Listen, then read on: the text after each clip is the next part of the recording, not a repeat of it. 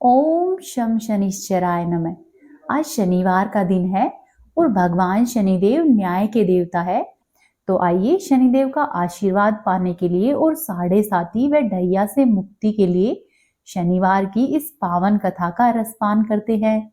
एक बार प्रेम पूर्वक बोलिए शनिदेव महाराज की जय। जय श्री गणेश। एक बार की बात है, सभी नवग्रहों यानी कि सूर्य, चंद्रमा, मंगल, बुध, बृहस्पति, शुक्र, शनि, राहु और केतु में विवाद छिड़ गया कि इनमें सबसे बड़ा कौन है। सभी आपस में लड़ने लगे और कोई भी निर्णय नहीं होने पर देवराज इंद्र के पास अपना निर्णय कराने के लिए पहुंच गए। इंद्रदेव भी घबरा गए और उन्होंने निर्णय करने में अपनी असमर्थता जताई, परंतु उन्होंने कहा कि हे नवग्रहों, इस समय पृथ्वी पर राजा विक्रमादित्य है जो कि अत्यधिक ही न्यायप्रिय है, वे ही इसका निर्णय कर सकते हैं। तब सभी ग्रह एक साथ राजा विक्रमादित्य के पास पहुंचे और वहां जाकर उन्हें अपना विवाद कह सुनाया। साथ ही निर्णय लेने के लिए भी कहा। राजा विक्रमादित्य इस समस्या से चिंतित थे क्योंकि वे जानते थे कि यदि मैंने किसी भी ग्रह को छोटा बताया तो वही ग्रह क्रोधित हो उठेगा। तब राजा को एक उपाय सूझा। उन्होंने स्वर्ण, रजत, कांस्य, पीतल, सीसा, रांगा, जस्ता, अभ्रक और लोहे, इन सब धातु से 9 सिंहासन बनवाए और उन्हें इसी प्रकार क्रम से रखवा दिया।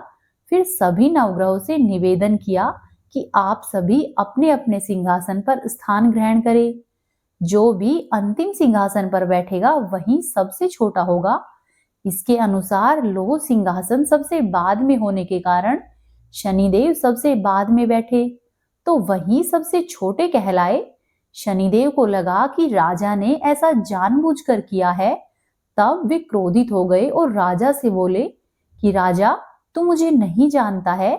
सूर्य एक राशि में 1 महीना, चंद्रमा 2.25 महीना और 2 दिन, मंगल 1.5 महीना, बृहस्पति 13 महीने और बुध व शुक्र 1-1 महीने विचरण करते हैं। लेकिन मैं 2.5 से लेकर 7.5 साल तक एक ही राशि में रहता हूं। मैंने बड़े बड़ों का विनाश किया है। श्री राम की जब 7.5 आई थी तो उन्हें वनवास हो गया था। रावण की आई तो उसकी लंका को वानरों की सेना से हारना पड़ा। अब तुम सावधान रहना। ऐसा कहकर क्रोधित होते हुए शनिदेव वहां से प्रस्थान कर गए। अन्य सभी देवतागण खुशी खुशी चले गए। कुछ समय के बाद राजा की 7.5 आई। तब शनिदेव घोड़ों के सौदागर बनकर वहां पर आए। उनके साथ कई बढ़िया घोड़े थे। राजा ने जब यह समाचार सुना तो अपने अश्वपाल को अच्छे घोड़े खरीदने की आज्ञा दी।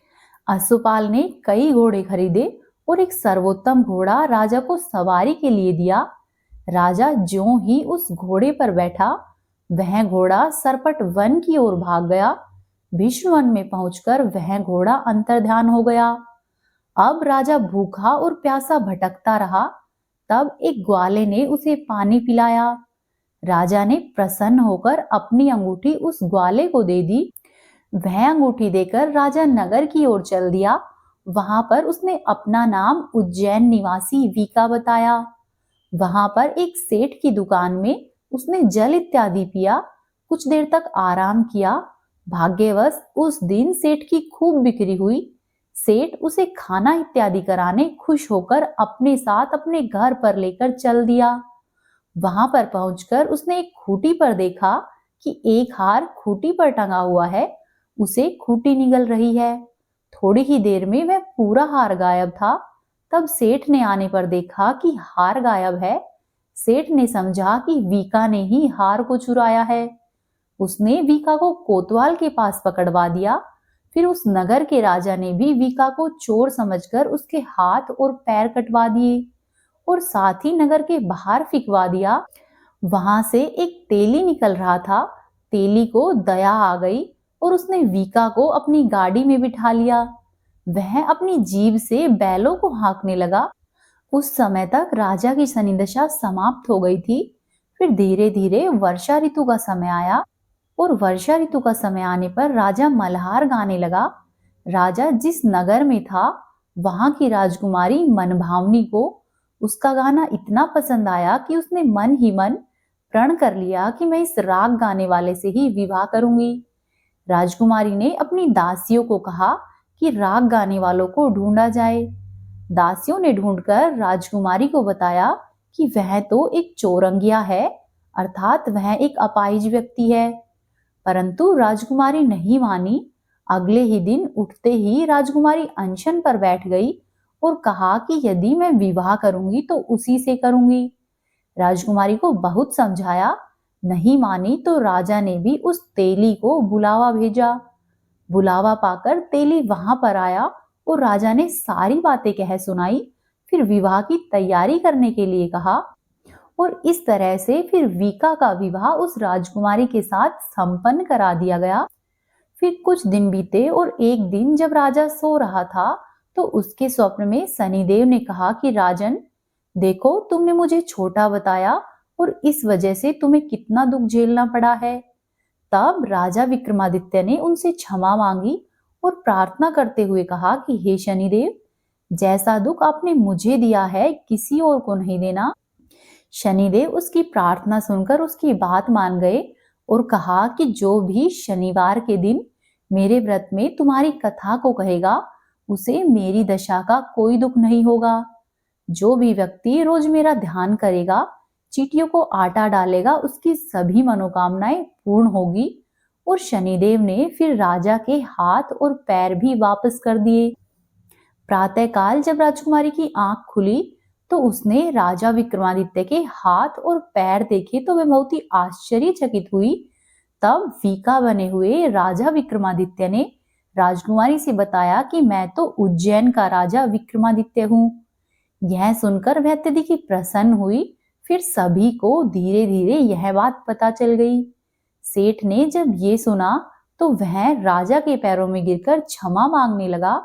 तब राजा ने कहा कि सेठ, तुम्हारी कोई गलती नहीं थी, वह तो शनिदेव का प्रकोप था, इसमें किसी का भी कोई दोष नहीं है। सेठ ने फिर भी निवेदन किया कि हे राजन, अब तो मुझे तब ही शांति मिलेगी जब आप मेरे घर चलकर भोजन ग्रहण करेंगे। राजा ने भी सेठ का प्रस्ताव सहर्ष स्वीकार कर लिया। सेठ ने अपने घर पर अनेक प्रकार के व्यंजन बनवाए और राजा का खूब स्वागत सत्कार किया। साथ ही उन सब ने देखा कि जिस समय वे खाना खा रहे थे उस समय वही खूंटी जिसने हार निगला था, अब वह हार को उगल रही थी। सेठ ने अपनी गलती के लिए राजा से क्षमा याचना की और फिर सेठ ने राजा से अपनी कन्या श्री कवरी से विवाह करने का निवेदन किया। राजा ने सहर्ष स्वीकार कर लिया। कुछ समय के बाद राजा अपनी दोनों रानियों मनभावनी और श्रीकवरी को बहुत से उपहारों के सहित लेकर उज्जैन की नगरी की ओर चल दिया। वहां पर राजा के नगरवासियों ने सीमा पर उनका खूब आदर सत्कार किया। सारे राज्य में दीपमाला बनाई गई, साथ ही दीपावली की तरह उत्सव मनाया गया। तब राजा ने घोषणा की कि मैंने शनिदेव को सबसे छोटा बताया था, जबकि असल में वे ही सर्वोपरि है। तब से सारे राज्य में शनिदेव की पूजा और कथा नियमित होने लगी। सारी प्रजा खुशी और आनंद के साथ जीवन जीने लगी।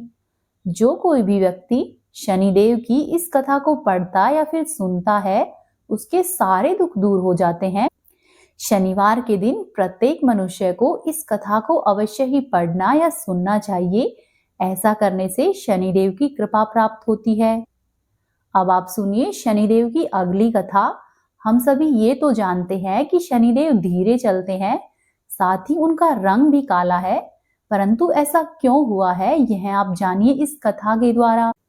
एक बार की बात है, वृत्रासुर नामक राक्षस ने देवलोक पर कब्जा कर लिया और इंद्रदेव के सहित सभी देवताओं को देवलोक से बाहर निकाल दिया।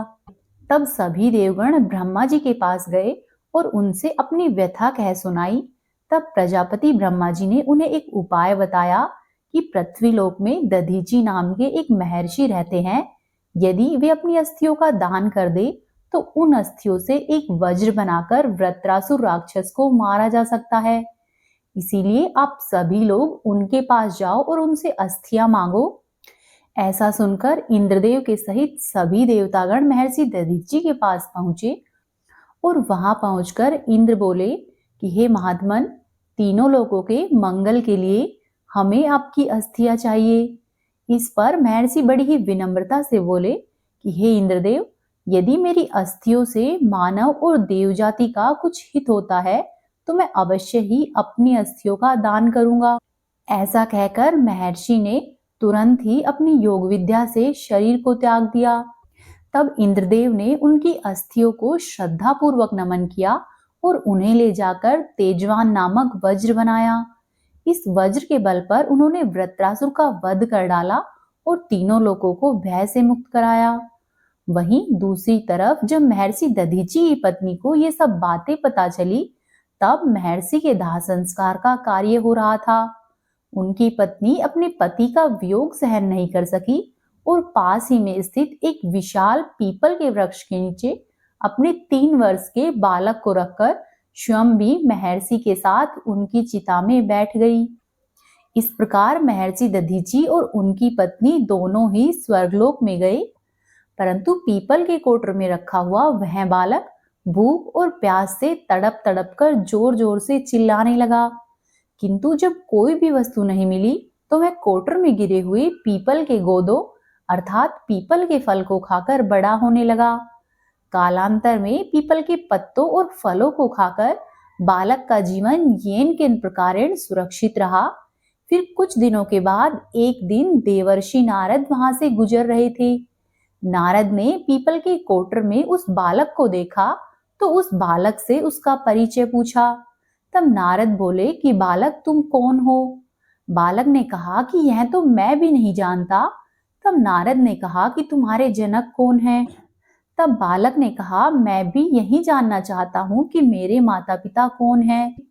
तब नारद जी ने ध्यान करके देखा तो वे भी आश्चर्यचकित हो गए और उन्होंने बालक से कहा कि हे बालक, तुम तो महादानी महर्षि दधीचि के पुत्र हो। तुम्हारे पिता की अस्थियों का वज्र बनाकर ही सभी देवतागणों ने असुरों पर विजय पाई थी। नारद ने ये भी बताया कि तुम्हारे पिता दधीचि की मृत्यु मात्र 31 वर्ष की आयु में ही हो गई थी। तब बालक ने पूछा कि हे मुनि, मेरे पिता की मृत्यु का क्या कारण था? इस पर नारद मुनि बोले कि बालक, तुम्हारे पिता पर शनिदेव की महादशा थी। फिर बालक ने पूछा कि मेरे ऊपर आई हुई विपत्ति का क्या कारण था?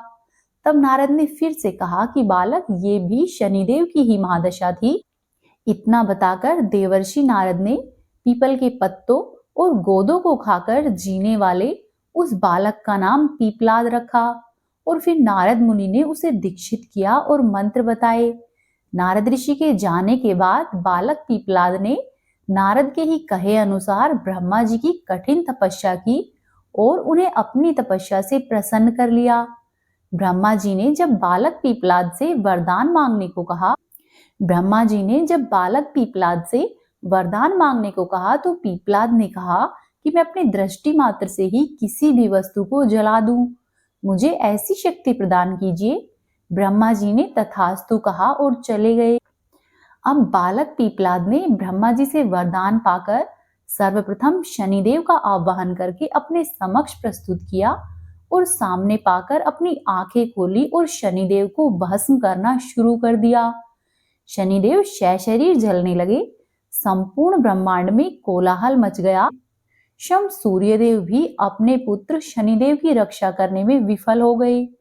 सूर्य भी अपनी आंखों के सामने अपने पुत्र को जलता हुआ देखकर ब्रह्मा जी के पास पहुंचे और उनसे बचाने के लिए विनती करने लगे। अंत में ब्रह्मा जी स्वयं पीपलाद के सामने आए और शनिदेव को छोड़ने की बात कही, किंतु पीपलाद तब भी शनिदेव को छोड़ने के लिए तैयार नहीं हुए। ब्रह्मा जी ने उनसे कहा कि तुम एक के बदले 2 वरदान मांगो। तब पीपलाद ने खुश होकर ब्रह्मा जी से 2 वरदान मांगे। पहला तो ये कि जन्म से लेकर 11 वर्ष तक किसी भी बालक की कुंडली में शनि का स्थान नहीं होगा, जिससे कि कोई भी बालक मेरे जैसा अनाथ नहीं होगा। और दूसरा वरदान मुझे ये चाहिए कि मुझ अनाथ को पीपल वृक्ष ने शरण दी है, अतः जो भी व्यक्ति सूर्योदय से पहले पीपल के वृक्ष पर जल चढ़ाएगा उस व्यक्ति पर शनि की महादशा का कभी भी कोई भी प्रभाव नहीं होगा। ब्रह्मा जी ने तथास्तु कहकर उसे वरदान दिया।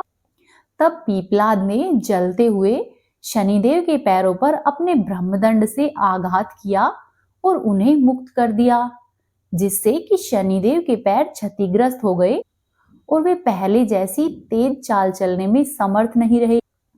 अतः तभी से ही शनैश्चरति यह शनिश्चरे, अर्थात जो धीरे चलता है वही शनिश्चर है।